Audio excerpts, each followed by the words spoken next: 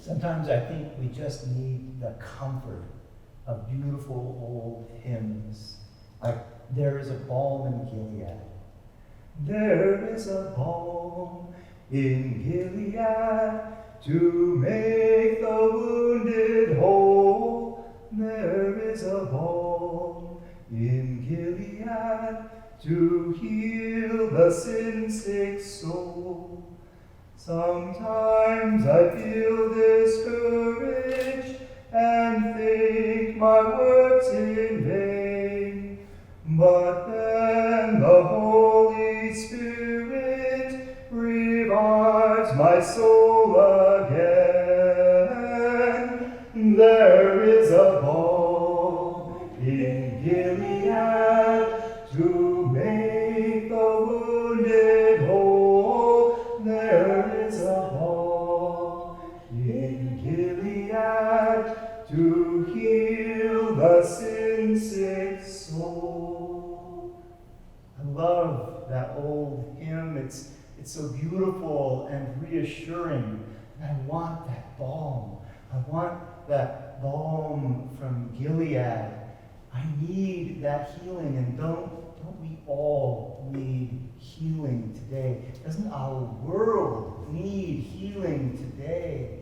In this time of pandemic and the rage over racial injustice and white supremacy, we need a balm from Gilead to make the wounded whole and to heal our sin-sick soul. Last week, we talked about the sin of racism and the ways that racial injustice permeates our institutions and our culture, our upbringing. It changes the way we look at each other. And the gospel reading turned out to be challenging. Jesus sent the disciples out to share the message of God's love, and as he did so, he warned them that they would face opposition, that even a message of love would not be welcomed and received easily. Because love challenges systems of racial injustice. Love challenges our racist cultural norms. These norms, these assumptions that we grow up with and accept from our culture that describe one human being as being less worthy than another, less deserving than another, even less human than another because of the color of their skin. When we call out racism and challenge the racism of our laws, our schools, our banks, the institutions of housing and lending, our police forces, we set ourselves against those cultural norms. And we set ourselves against the way things are. And that causes conflict. And we've seen plenty of conflict in these last several weeks as our nation and the world has exploded in protest over racial injustice and police violence. We need a balm from Gilead. We need a balm to make the wounded whole and heal our sin-sick soul.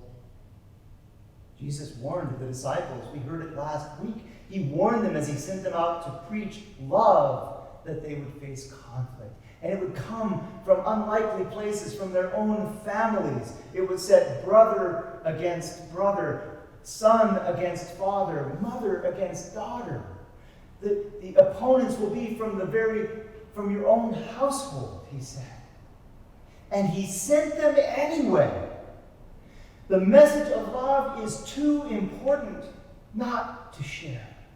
The message of love is too important not to protest against racial injustice. The message of love is too important not to speak out against white supremacy. The message of love is too important not to demand reform in this time. This week, we hear the end of what Jesus said to the disciples as he sent them out to preach this message of love. And thanks be to God, he got a lot more positive at the end of what he said to them. He said, "Whoever welcomes you welcomes me, and whoever welcomes me welcomes the one who sent me. And whoever gives even a cup of cold water to one of these little ones in the name of a disciple, truly I tell you, none of these will lose their reward." Whoever gives even a cup of cold water to one of these little ones in the name of love will be blessed. A cup of cold water. There is a balm in Gilead to heal the sin-sick soul, but sometimes a cup of cold water is enough. A cup of cold water given in love. A cup of cold water given in the name of Jesus. I've been thinking a lot about water lately. Bottles of water have made the news. The police in Seattle fired tear gas and rubber bullets at a crowd when someone from the back of a peacefully protesting crowd broke the peace by throwing water bottles. They threw a bottle of water. Now, this isn't like a water balloon. It's not some harmless thing. This weighs a pound. I would not want to be hit by this flying through the air towards me. I saw an article about what to bring with you when you go to the protests, and it listed 15 things that you should have in your bag as you go, and it included things like your sunglasses and your ID and your cards and a bottle of water. And you think, well, you're going to need a bottle of water to satisfy your thirst after walking and protesting and chanting. But they also want you to bring a bottle of water so that you can wash your eyes out if you get hit by pepper spray or tear gas. There is a balm in Gilead to make the wounded whole. There is a balm in Gilead to heal the sin-sick soul. Could that balm be as simple as offering a cup of cold water to someone in need? What if the people in that crowd had offered a bottle of cold water to the police instead of throwing it at them? I've been thinking a lot about water lately. A few weeks ago, I got a call from a dear friend. She volunteers with Seafair, the organization that puts on the big fair with the hydrofoil races and the jets flying overhead and all of that. And of course, Seafair didn't happen this year. And they had already bought a couple of pallets of bottled water. They were going to give it away to people at the fair, to hot people, just have water available. And they had no use for it. And rather than storing it for a year, they decided to donate it where it could make a difference. And they called us up. They called up St. Dunstan's, the church that feeds people, and asked, do the people that come to your feeding program on Tuesdays need bottled water? And so, of course, we said yes. They gave us a lot of water.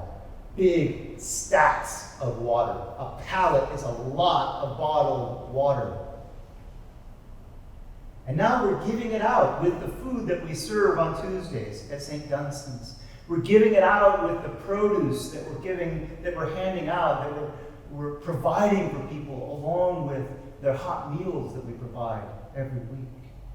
For years, we served a buffet dinner for between 100 and 200 people inside the church here in our parish hall, but the pandemic put an end to all of that.